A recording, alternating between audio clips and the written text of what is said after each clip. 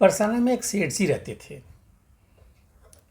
घर में 2 बेटे 2 बहू होने पर भी उन्हें अकेलापन सताता था। एक दिन उनके गुरुजी आए तो सेठ जी अपनी समस्या रखी और रोने लगे। सेठ जी ने कहा गुरुजी से कि मैं क्या करूं?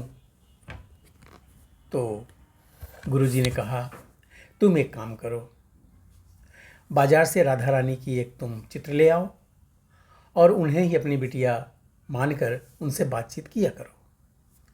सेठ जी ने ऐसा ही किया। बहुत दिन ऐसा ही चलता रहा। तीज का त्यौहार आया। हर बार की तरह घर में चूड़ियाँ पहनाने मनिहारिन आई। दोनों बहुओं को बड़े चाव से चूड़ियाँ पहनाई। राधा जी का भी मन हुआ कि मैं भी चूड़ियाँ पहनूं। दोनों बहुओं के जाते ही वह 9 वर्ष की बालिका बनकर आई और हाथ आगे कर दिया। मनिहारिन ने देखा तो देखती रह गई। हाथ पकड़ा तो पूरा शरीर झंझना उठा। मालूम नहीं यह इतनी सुंदर बिटिया कौन है, मुझे रोमांच क्यों हो रहा है।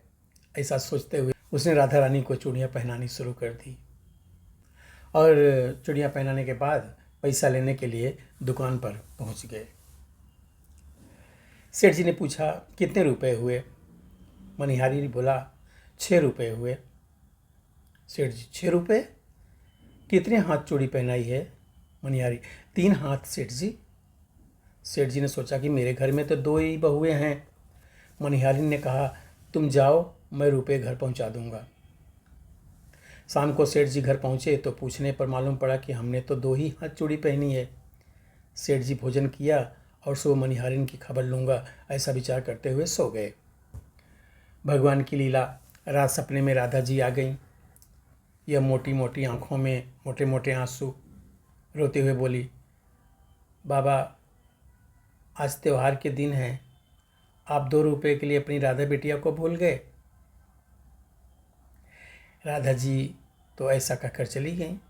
सेठ जी की नींद टूट गई, सदा सदा के लिए टूट गई। उठे, अचकन पहनी, टोपी लगाई, छड़ी उठाई और निकले घर से बाहर। आधी रात में ही मनिहारिन के घर पहुँचे और उसे आवाज़ लगाई। हैरान मनिहारिन बाहर आई तो सेठ जी ने मनिहारिन के पैरों में गिर पड़े। बोले मनिहारिन तू धन्य है,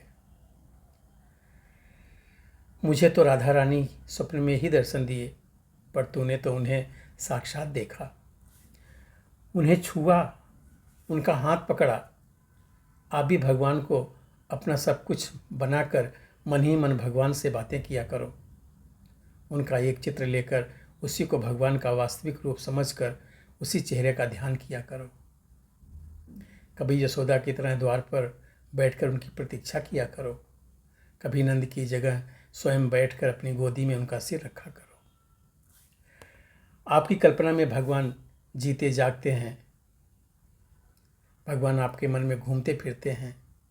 कभी बैठते हैं, कभी लेटते हैं, कभी सोते हैं, कभी जागते हैं, हंसते बोलते हैं, खाते पीते हैं, कभी स्नान करते हैं, कभी श्रृंगार करते हैं। उनके नए नक्श का चिंतन करो, ऐसा तुम्हारे साथ वो करते हैं। उनकी कोमलता की अनुभूति किया करो, कल्पना किया करो। उनके आने से आपका हृदय प्रकाशमय हो गया।